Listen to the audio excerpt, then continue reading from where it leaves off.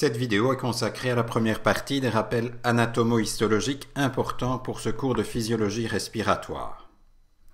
Au cours du cycle respiratoire, afin d'arriver aux alvéoles où s'effectuent les échanges gazeux, l'air inspiré doit d'abord traverser les voies aériennes.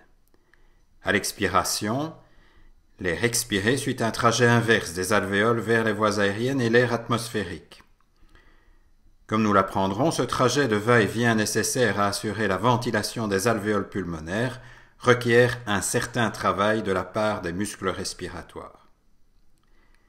Nous envisageons d'abord les voies aériennes supérieures, comprenant le nez, la bouche, le pharynx et le larynx.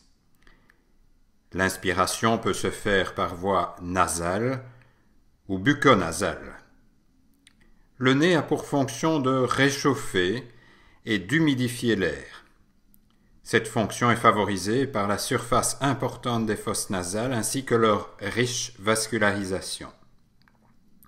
Le nez a également un rôle de filtre, empêchant l'inhalation de grosses particules inhalées grâce aux fibrisses, poils situés à l'entrée des fosses nasales. Au niveau de l'oropharynx, la voie aérienne ne présente pas de structure de soutien rigide et est donc susceptible de se collaber. Il existe des muscles striés comme le génioglosse ou le génio-hyoïdien qui ont une action dilatatrice sur la lumière des voies aériennes au niveau de l'oropharynx, empêchant ainsi le collapsus de la voie aérienne à ce niveau. Dans des situations où le tonus des muscles squelettiques diminue, comme par exemple durant le sommeil, la perméabilité des voies aériennes peut être menacée chez certains individus et ainsi favoriser la survenue d'apnées dites obstructives durant le sommeil. Le larynx, outre sa fonction phonatoire, représente également le carrefour aérodigestif. Le mouvement postérieur et crânio-caudal de l'épiglotte lors de la déglutition est essentiel à éviter l'inhalation des ingestats alimentaires, appelées fausses déglutitions. Au-delà des cordes vocales, nous accédons aux voies aériennes inférieures. À partir de la trachée, les voies respiratoires se divisent en branches de diamètre et longueur variables. De la trachée aux bronches, bronchioles, puis aux sacs alvéolaires, on considère qu'il existe environ 23 divisions ou générations de voies aériennes. On parle de zones de conduction pour désigner l'ensemble des voies aériennes inférieures non alvéolisées, de la trachée aux bronchioles terminales. Au-delà des bronchioles terminales, on trouve la zone de transition, puis la zone respiratoire.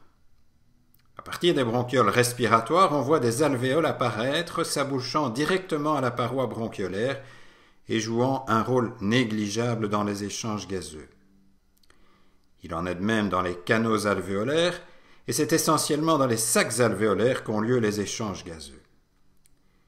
La zone de conduction et la zone de transition ne participent pas aux échanges gazeux et elles constituent ce que nous appelons l'espace mort anatomique, représentant un volume de plus ou moins 150 ml, soit environ 30% du volume total inspiré à chaque cycle respiratoire au repos. Même si le diamètre de la lumière des bronches diminue progressivement à chaque division, la somme des diamètres augmente par contre de manière quasi exponentielle dans le science crânio-caudale pour une même génération de voies aériennes. Le diamètre de la trachée est ainsi d'environ 2,5 cm² seulement, alors que le diamètre total des voies respiratoires atteint environ 180 cm² au niveau des bronchioles terminales pour atteindre jusqu'à 1 m² au niveau des sacs alvéolaires. En conséquence, la résistance à l'écoulement de l'air est plus élevée dans la trachée qu'en aval de celle-ci, elle diminue donc de haut en bas. La trachée et les bronches se distinguent des bronchioles par la présence de cartilage assurant un soutien rigide aux voies aériennes, ainsi que de glandes sous-muqueuses. Les cartilages trachéaux sont circonférentiels mais incomplets, leur donnant une forme de fer à cheval, ouvert en arrière.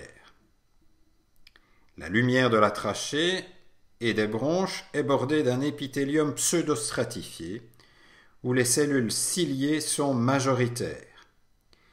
L'épithélium bronchique comprend également des cellules caliciformes sécrétant du mucus, des cellules séreuses et des cellules basales. Le ballottement des cils permet de remonter le tapis muqueux sécrété par les cellules caliciformes et les glandes sous-muqueuses vers le larynx. Ce tapis muqueux permet d'humidifier l'air, d'éviter la dessiccation de la muqueuse bronchique et d'intercepter des particules véhiculées par l'air inspiré. Il existe des cellules musculaires lisses dans la paroi, limitées à la bande postérieure dans la trachée, formant une couche circonférentielle mais peu organisée dans les bronches. La couche musculaire lisse siège en profondeur de la muqueuse et son importance augmente relativement au fur et à mesure que le cartilage et le diamètre des bronches diminuent. Elle est ainsi la plus importante au niveau des bronchioles terminales. Son tonus est régulé par le système nerveux autonome et par des médiateurs locaux, comme nous y reviendrons plus tard. Au niveau bronchiolaire, on retrouve également un épithélium comprenant un grand nombre de cellules ciliées. On n'y trouve plus de soutien solide cartilagineux, il s'agit donc également d'une zone des voies aériennes susceptible au collapsus, c'est-à-dire une fermeture de la lumière de la voie aérienne comme au niveau de l'oropharynx. Nous verrons plus tard que les bronchioles sont maintenues ouvertes grâce à la pression de recul élastique du poumon, exerçant une traction radiaire via les attaches de l'interstitium interalvéolaire au niveau des parois bronchiolaires.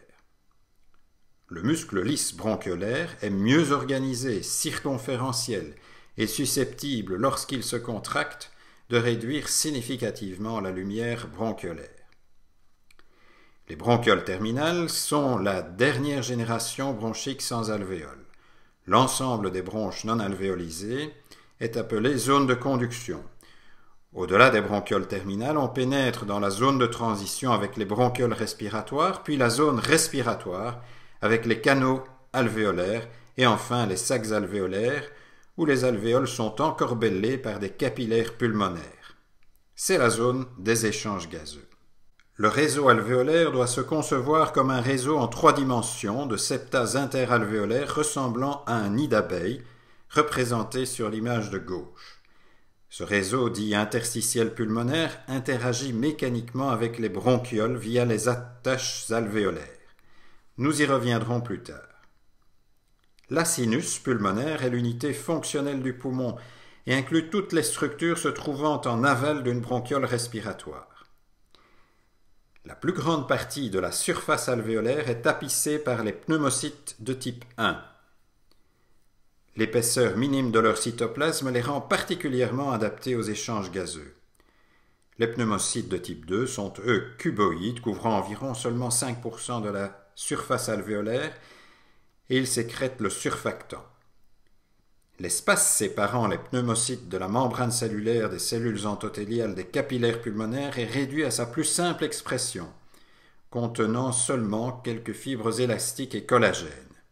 Ainsi, l'épaisseur de ce que l'on appelle la membrane alvéolo-capillaire qui sépare l'espace alvéolaire de la lumière capillaire est très réduite, inférieure au micron, nettement inférieure à l'épaisseur d'une feuille de papier, comme représenté à l'écran. Les échanges gazeux s'effectuant par diffusion simple, le fonctionnement de l'unité fonctionnelle d'échange gazeux qu'est l'unité alvéolo-capillaire est donc rendu optimal. La loi de Fick, qui régit les échanges transmembranaires par diffusion simple, permet d'apprécier que le poumon remplit toutes les conditions pour permettre une excellente diffusion des gaz à travers la membrane alvéolo-capillaire. Le débit du gaz traversant la membrane considérée est en effet proportionnel à D, le coefficient de diffusion du gaz à travers la membrane qui dépend des propriétés du gaz ainsi que de la membrane à traverser, à S, qui est la surface de la membrane, à delta P, qui est le gradient de pression partielle du gaz de part et d'autre de la membrane à traverser, et inversement proportionnel à l'épaisseur de cette membrane. La surface alvéolaire totale est d'environ 80 mètres carrés, soit la taille d'un demi-terrain de tennis. Si l'épaisseur très réduite des septas interalvéolaires est un avantage indéniable pour assurer les échanges gazeux au niveau pulmonaire, elle n'est pas sans présenter certains inconvénients, puisque ces septas sont soumis à des contraintes mécaniques incessantes, associées à des tensions mécaniques, elles-mêmes liées aux variations des pressions intra-alvéolaires et intrapleurales au cours du cycle respiratoire. La faible épaisseur de la membrane alvéolo-capillaire la rend également plus perméable en cas d'augmentation de la pression hydrostatique dans les capillaires pulmonaires. Ceci survient en cas de défaillance ou d'insuffisance cardiaque gauche associée à une augmentation de la pression hydrostatique dans les cavités gauches et par répercussion dans les capillaires pulmonaires. Si cette pression hydrostatique devient supérieure à la pression oncotique régnant dans les capillaires pulmonaires, il existe alors un risque de transudation de liquide vers le compartiment interstitiel pulmonaire, voire ensuite dans le compartiment alvéolaire. C'est ce qu'on appellera l'œdème pulmonaire cardiogénique.